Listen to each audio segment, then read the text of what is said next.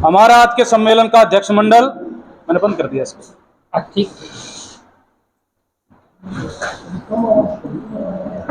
हमारे बहुत ही वरिष्ठ साथी सीआईटीयू के पूर्व अध्यक्ष और महासचिव रहे काउंट सतबीर सिंह, हमारे बीच में सीआईटीयू के राज्य के उपाध्यक्ष साथी सुखबीर सिंह, साथी सुरेश जो अभी नई कमेटी के जो अध्यक्ष भी चुने गए हैं, हमारे बीच में महिला आंदोलन की वरिष्ठ नेता शकुंतला जाखड़ जी, खेत मजदूर यूनियन के हमारे बहुत ही वरिष्ठ साथी मियां सिंह जी, अलग अलग जन संगठनों के जो साथी आए हुए हैं और आप डेलीगेट साथियों, सबसे पहले तो मैं इस सफल जिला सम्मेलन के लिए आप तमाम साथियों को बहुत बहुत बधाइयां देता हूं। आपको ये कमेटी सफल रहे, इसका काम जो आने वाले दिनों में आए और आगे बढ़ाए, मैं इसकी कामना करता हूं। सुबह से आप यहां बैठे हुए हैं और इस समय की इस दौर की चुनौतियों पर आप बातचीत कर रहे हैं। बहुत सारे संकट है और जितना बड़ा संकट है उतनी बड़ी संभावनाएं भी। और मुझे लगता है जैसा कि पहला जो सत्र हमारा हुआ, यहां हमारे उन साथियों को हमने उनको सम्मानित किया जिन्होंने लंबे टाइम तक जो है यहां पर सीआईटीयू के आंदोलनों का नेतृत्व किया, अलग अलग क्षेत्र के अंदर, जिन्होंने जेलें काटी, जिन पर मुकदमे दर्ज हुए, जिन्होंने लाठियां सही। कई साथी ऐसे जो अब हमारे बीच में नहीं। ये हिसार की धरती, वैसे तो मजदूर आंदोलन जो है हम सब जानते हैं, उसका एक अपना इतिहास है उसके विकास का, लेकिन उसके बावजूद भी देखेंगे तो हिसार जिला जो है वो मजदूर आंदोलन का बड़ा गढ़ रहा, बड़ा केंद्र रहा है। जितने साथियों को जेल हुई होगी, जितने लंबे टाइम तक, और ये हिसार नहीं है, पूरी की पूरी एक कमिश्नरी है, यह क्षेत्र है जिसमें हिसार है, आपका फतेहाबाद है, सिरसा है, भिवानी जींद का पूरे एक बेल्ट है, जो ऐतिहासिक दृष्टि से भी हम देखेंगे, चाहे वो 1857 का हम जिक्र करें, उसके बाद आजादी के आंदोलन का जिक्र करें, फिर यहां पर ट्रेड यूनियन आंदोलन का जो विकास की बात करें। आप सभी को याद होगा जब पहला जो देश के अंदर मजदूरों का संगठन स्थापित हुआ था, एटक, तो लाला लाजपत राय जी उस एटक के पदाधिकारी थे, पहले सम्मेलन की वो अध्यक्षता कर रहे थे। वो लाला जी इसी क्षेत्र से यहीं से रहे, तो बहुत बड़ा ऐसा इतिहास हमारे यहां का रहा है। और उसके बाद देखेंगे सीआईटीयू के जन्म और उसके विकास का क्रम अगर देखेंगे, लड़ाइयों का अगर देखेंगे, तो बहुत बड़ी लड़ाइयां यहां पर लड़ी गई।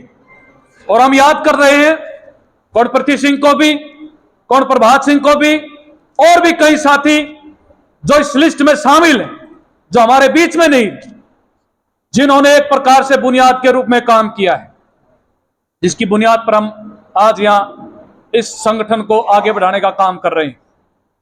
और जब हम यहां बैठे हुए हैं, मैं समझता हूं कि हमारे तमाम साथी, क्योंकि अधिकतर जो संख्या यहां है वो ज्यादातर जो है पिछले 20 साल में जो संगठन में आए हैं, ज्यादातर वही साथी, उन्होंने उन आंदोलनों को कम देखा है जिन आंदोलनों में सरकार की मालिकों की दमन, उत्पीड़न बहुत बड़े पैमाने पर हुआ है।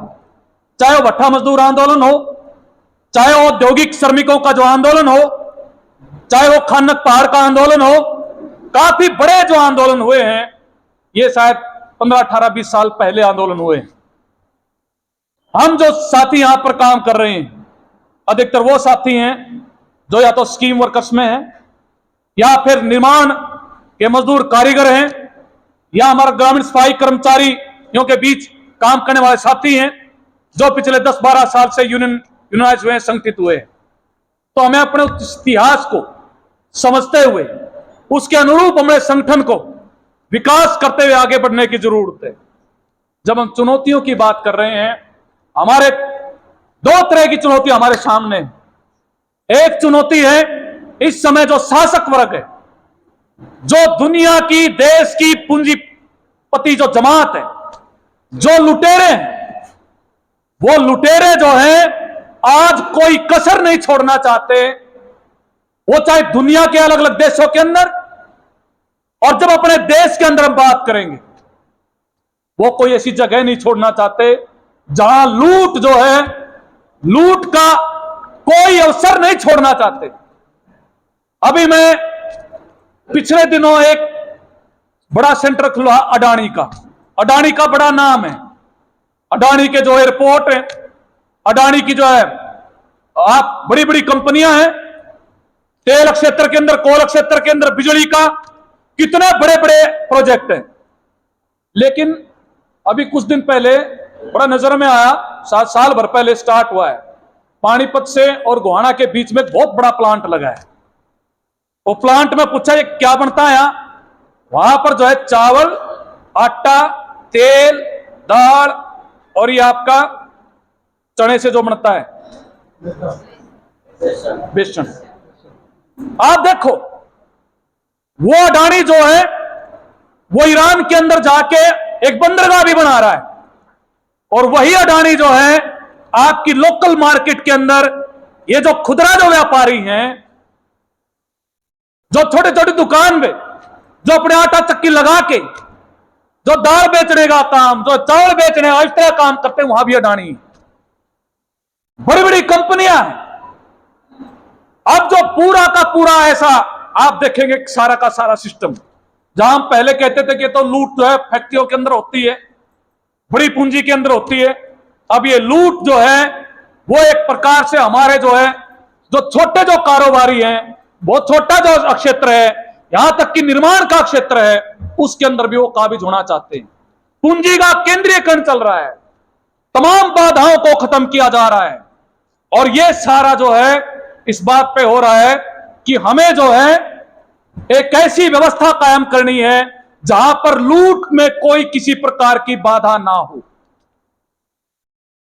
ये जो कानूनों का बदला जाना है, जिसमें लेबर कोड आना है, जिसके अंदर खेती के कानून बदले जाने हैं, जो बदले गए, लड़ाई हुई लेकिन वापिस हो गई, लेकिन उसके बाद उसको जो है चोर दरवाजे से वो आगे बढ़ाया जा रहा है।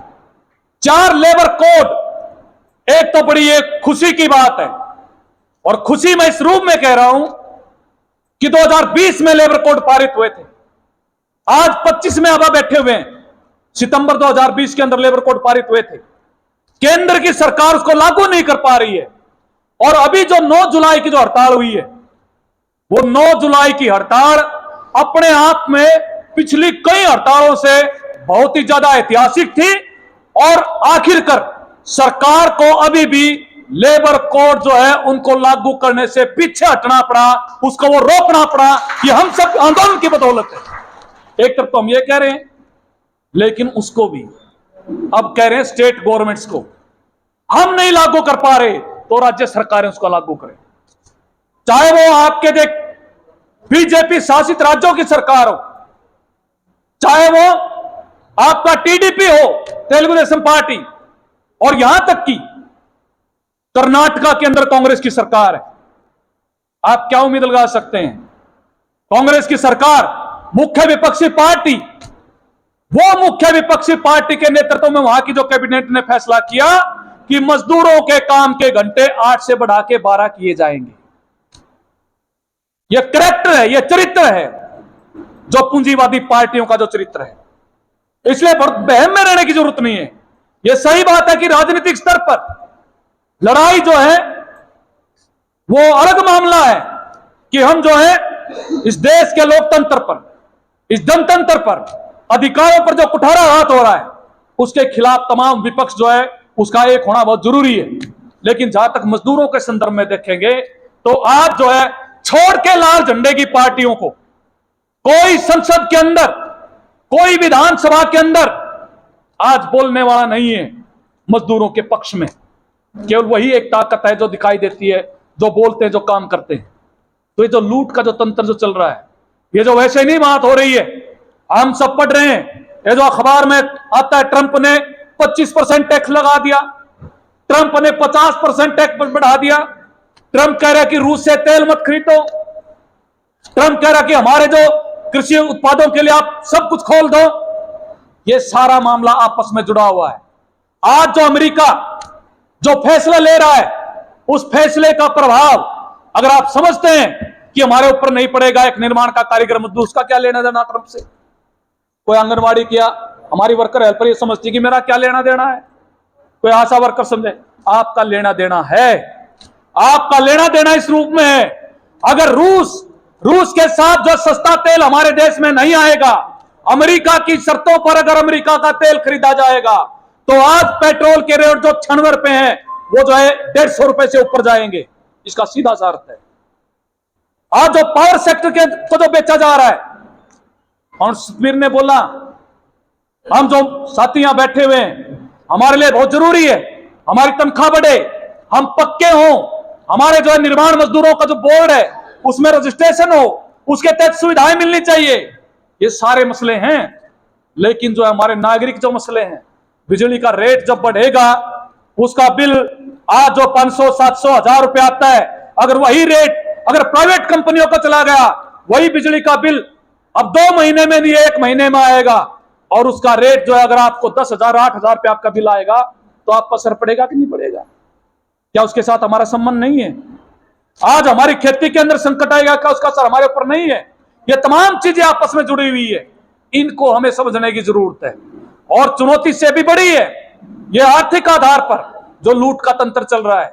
इसके अलावा ये लोग जो परेशान होके सड़कों पर आ रहे हैं, लाठियां खा रहे हैं, लड़ाइयां लड़ रहे हैं, तो वो जो है वो आप संगठित ना हो, आप एक ना हो, इसलिए बहुत बड़े पैमाने पर कोशिश की जा रही है गरीब लोगों को बांटने की, खासकर मजदूर वर्ग को। जो हम साथी यहां पर बैठे हुए हैं, वो किसी भी क्षेत्र में काम करता है। आज हमारे बीच में ये जो देश है, इस देश की आजादी के लिए जिन लोगों ने कुर्बानियां दी, जिन्होंने लाखों की संख्या में शहादतें दी, इस देश की एकता के लिए, अखंडता के लिए, जिस देश की शहादतों की लिस्ट में चाहे वो हिंदू हो, चाहे मुस्लिम हो, चाहे सिख हो, चाहे किसी भी जात का हो, किसी धर्म का हो, उन्होंने बहुत बड़ी कुर्बानियां दी और एक बहुत बेहतर संविधान हमारे देश के अंदर बना। जिस संविधान की अगर आज हम मूल्यांकन करें, कई सारी कमियां हो सकती है जो छूट गई, लेकिन उसके बावजूद भी ऐसा बिरला संविधान नहीं बना। लेकिन आज जो है उस संविधान को ही ताक पे रखा जा रहा है। यह केवल इतना बड़ा मामला नहीं है कि यह वैचारिक पक्ष है, जो बीजेपी जिसकी मां आरएसएस है, वो आरएसएस जो है जिसका आजादी के आंदोलन में कोई योगदान नहीं रहा, जिन्होंने हमेशा मुखबरी की, जिसने उंगली तक नहीं कटवाई, आज वो देश की गद्दी पर बैठे हुए हैं, आज वो इतिहास बदल रहे हैं। आप देखेंगे हमारे बच्चों को जो किताबें पढ़ाई जाती थी वो सारी बदली जा रही हैं, इतिहास बदला जा रहा है। इतिहास के अंदर जो वैज्ञानिक जो सोच थी उसको हटाया जा रहा है, उसमें पोंगापंथ बढ़ाया जा रहा है और अपने इतिहास से विस्मृति उसको खत्म किया जा रहा है। हम सोचे ही ना कि हमारा इतिहास क्या था। हमें इसी दिशा में तो एक वैचारिक हमला जरूर है, लेकिन इसके पीछे एक बहुत बड़ी साजिश है। वो साजिश है दुनिया की साम्राज्यवादी ताकतों की, एक वातावरण बनाने की। हम सोच ना पाए, हम समझ ना पाए, इसलिए जो है पढ़ाई से बेदखल करो। जो पीढ़ियां, जो गरीब परिवार, जिनके बेटा बेटी पढ़ाई पढ़ के आज जो है वो अच्छे क्षेत्रों में चले गए, या उनकी समझ जो है बेहतर हो गई, वो दुनिया के बारे में, देश के बारे में, राजनीति के बारे में समझ सकते हैं, तो सबसे हमला बड़ा है पढ़ाई पे, ताकि आप वैचारिक रूप से कुछ सोच ही ना पाए और आप गुलाम बने रहें। वो गुलामी वैचारिक भी है और वो आर्थिक गुलामी भी है। वो पूरा का पूरा प्रबंध जो है वो किया जा रहा है और एक जो है हथियार के रूप में सांप्रदायिकता को, जातिवाद को, वो हमारे बीच में बहुत बड़ी भयंकर घुसपैठ है। अगर हम इस पर नहीं सोचते हैं, ये कोई साधारण मामला नहीं है। ये कभी डीएससी के रूप में आ जाता है, कभी जातियों के। आप देखेंगे पिछले 10 साल में पूरा का पूरा, पहले की सरकारों का भी रुख यही रहता था, लेकिन आप देखेंगे बहुत बड़े पैमाने पर हर रोज नए जातियों के नए अवतार खड़े किए जा रहे हैं। एक जातियों का जो अपने आप में आप गौरवान्वित महसूस करो, और ऐसा करके हमारी जो व्यापक एकता है, एक नागरिक के रूप में, इंसान के रूप में, उसको खत्म करने की तैयारी चल रही है। हम अपने आप को मजदूर ना देख पाए। हमारे नरिता जहर, एक तो धार्मिक रूप से धर्म के आधार पर एक सांप्रदायिकता का जहर हमारे बीच में हर रोज भरा जा रहा है, टीवी के माध्यम से, आपके मोबाइल के माध्यम से, तमाम संस्थानों के माध्यम से। जहर इतना जबरदस्त है कि जिस किसी अल्पसंख्यक के साथ हमारा कोई संबंध नहीं है, लेकिन उसको एक राक्षस के रूप में हमारे सामने पेश किया जाता है। हमारे दिमाग ऐसा तैयार कर दिया गया, जाति का जहर तैयार कर दिया गया। और ये बड़ी, हम ये कह सकते बड़ी विचित्र बात है, और बड़ी ये जो चिंताजनक बात है कि हिंदुस्तान का मजदूर वर्ग, जिसको बीजेपी के खिलाफ आरएसएस की जो विचारधारा है, जो संविधान विरोधी है, जो गरीबी विरोधी है, जो पिछड़ेपन की है, जो महिला विरोधी है, आज वही तबका जब सड़कों पर लड़ाई लड़ता है, वो लड़ाई वो बीजेपी के खिलाफ नारे लगाता है। जब राजनीतिक जो निर्णय की बात आती है, वो जो है उसी सत्ताधारी पक्ष के साथ वो खड़ा मिलता है। ये जो दो तरफा हमारा जो व्यवहार है, समझ है, इसको एकजुट करने की जरूरत है, इसको एक मानने की जरूरत है, इसको एक तरीके से, एक जगह से देखने की जरूरत है।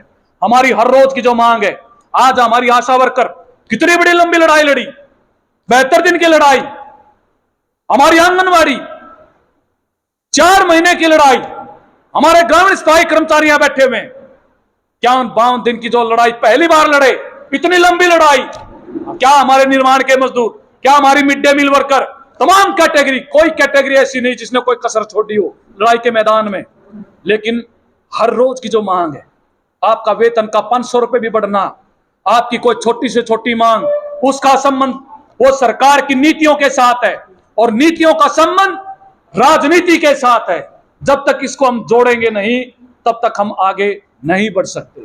इसलिए इस बात को हम ज्यादा और किस प्रकार से एकताबद्ध होके इस पूरे दृश्य को अगर हम देखते हुए आगे बढ़ेंगे, तो निश्चित तौर पर हम और ज्यादा मजबूती से के साथ अपने आंदोलनों को भी हम समझ पाएंगे। साथियों, एक तो संदर्भ मुझे आपके बीच में ये देना था। दूसरी बात ये कि आप